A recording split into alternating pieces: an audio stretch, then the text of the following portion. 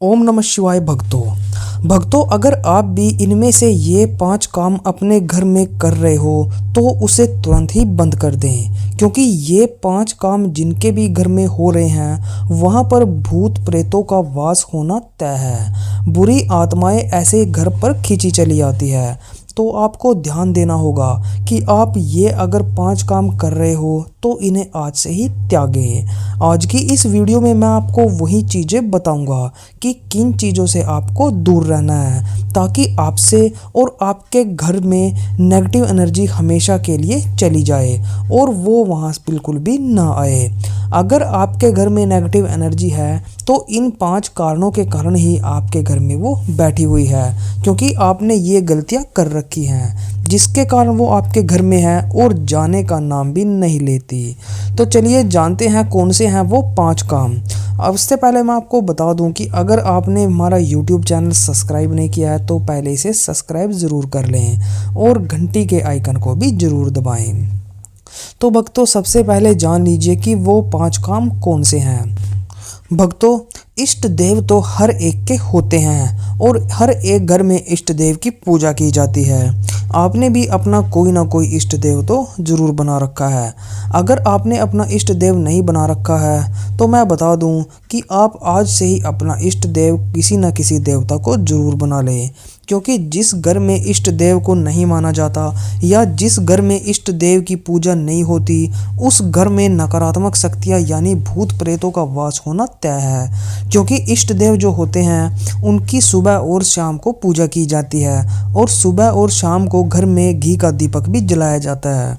अगर आपके इष्ट देवता ही नहीं हैं तो घर में दीपक भी नहीं जलेगा और घंटी भी नहीं बजेगी, और जिस घर में दीपक और घंटी ना बजे वहाँ पर भूत प्रेतों का वास होना तय होता है। इसलिए आप किसी भी भगवान को अपना इष्ट देव बनाएं और उनकी पूजा करना तय कर लें।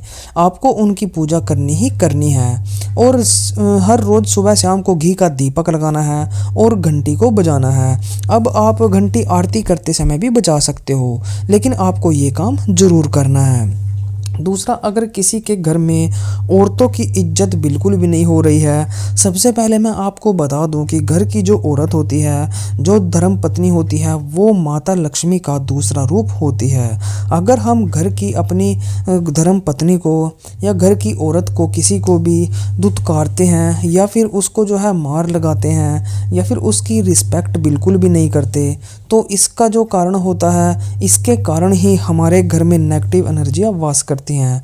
क्योंकि माँ लक्ष्मी जो होती है वो हमसे नाराज़ हो जाती है, और जब माँ लक्ष्मी हमसे रूठ कर हमारे घर से चली जाए तो घर में बरकत होना बंद हो जाता है, और घर में बरकत बंद होने के कारण कई ऐसी नकारात्मक शक्तियां हैं जो हमारे घर में वास करने लगती हैं। इसलिए अगर आप भी अपनी धर्मपत्नी को इज्जत नहीं दे रहे हो तो आज से ही उसकी इज्जत करना शुरू कर दें, क्योंकि वो माँ लक्ष्मी का रूप हमारे घर में बैठी है, इसलिए आप उसकी रिस्पेक्ट ज़रूर करें। तीसरा, अगर आपके घर में मीट मांस या फिर शराब का सेवन होता है, कई घरों में मैंने ऐसा देखा है कि जो मीट मांस होता है वो ऐसे ही सरेआम बनाया जाता है, जो कि सबसे ज़्यादा गलत है।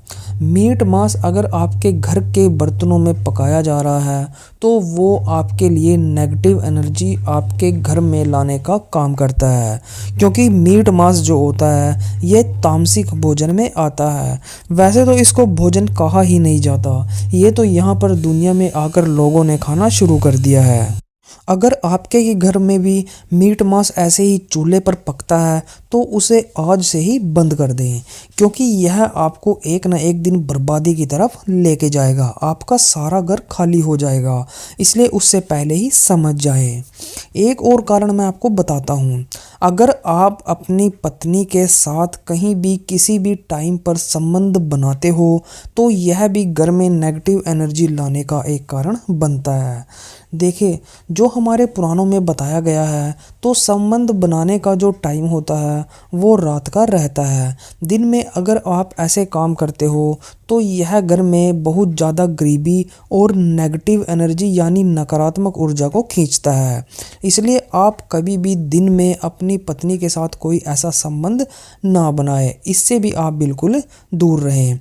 तीसरा, अगला मैं आपको कारण बताता हूँ कि अगर आप कहीं शमशान में जाते हो या फिर जैसे किसी की मौत हो जाती है और आप शमशान में दाह संस्कार के लिए जाते हो, तो वहाँ पर जाके आप दाह संस्कार तो कर आते हो और उसके बाद जैसे ही घर की तरफ चलते हो या तो आप वहाँ पर ये बोल दो कि चलो घर चलें।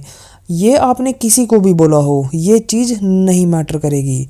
लेकिन आपने जब ये चीज़ बोली कि चलो घर चले, तो वहाँ पर शमशान में काफ़ी ज़्यादा नेगेटिव एनर्जियाँ होती हैं, क्योंकि वहाँ पर मुर्दे फूके जाते हैं।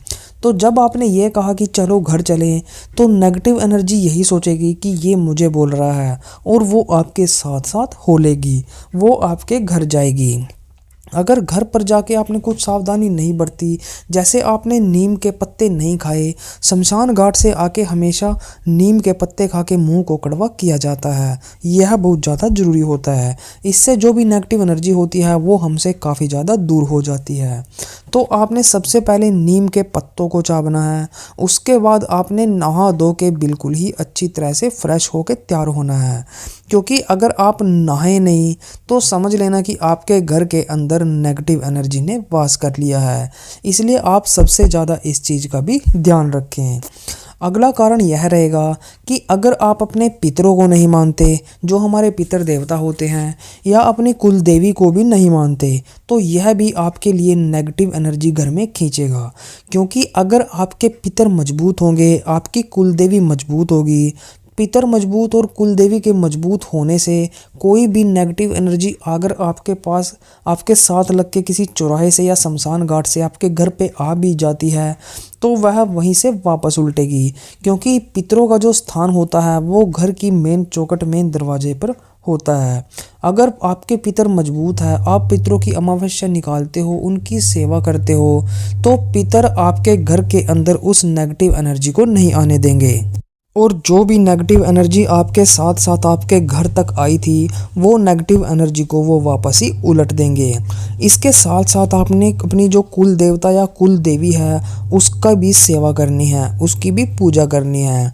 अगर आपकी कुल देवी उदाहरण के तौर पर शाकुंभरा देवी है, जैसे हमारी कुल देवी शाकुंभरा देवी है, तो हम हर 6 महीने में एक बार वहाँ पर ज़रूर जाते हैं।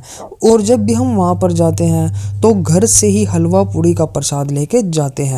अगर आप भी अपने कहीं मतलब कुल देवता के स्थान पर जाओगे तो आप घर से ही प्रसाद लेकर जाएं, उसका बहुत ज़्यादा फल आपको मिलेगा। आपकी कुल देवी मजबूत और आपके पितर मजबूत, आपके घर के अंदर नेगेटिव एनर्जी बिल्कुल भी नहीं आ सकती, ये मैं आपको लिख के दे सकता हूँ। अगर आप इन चीज़ों का ध्यान रखोगे तो नेगेटिव एनर्जी से आप भी बचे रहोगे और आप अपने घर को भी बचा कर रखोगे।